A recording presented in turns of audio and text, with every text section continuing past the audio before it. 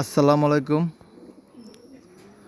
প্রায় ৯ মাস পরে একটা কবুতর আজকে বাসাত ফিরছে আমার। এতদিন কোথায় আসলো আমি জানি না,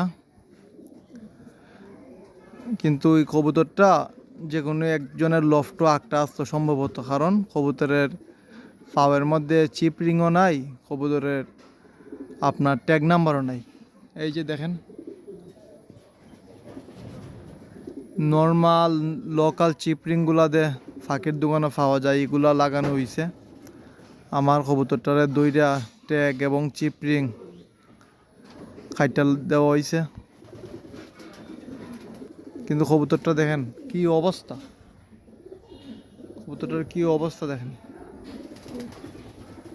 ফাঁক টাক জইল্লা টুল্লা একদম বাজে হইয়াছে। কিন্তু আমার লফটও ঢুকতে পারতেছে না, উফিদার ট্যাপ ডুরের যে দরজাটা আছে এইদিকে লাগাই ঢুকার লেগে অনেক চেষ্টা করতেছে, কিন্তু ঢুকতে পারতেছে না।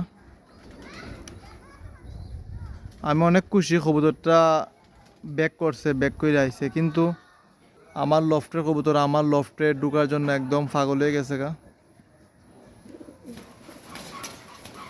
এখন এই কবুতরটা আমি লফটে ঢুকাইতাম তো, এটার সাথে যদি রোগ সুখ নিয়ে আসে।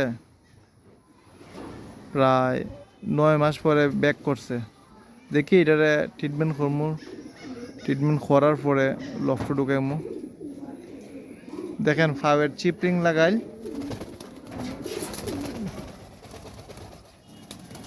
তো আমার একটা নর কবুতর। শুক্রিয়া আল্লাহর কাছে, অনেক অনেক শুক্রিয়া, কবুতরতে ব্যাক করছে। সবাই ভালো থাকবেন, সুস্থ থাকবেন। আল্লাহ হাফেজ।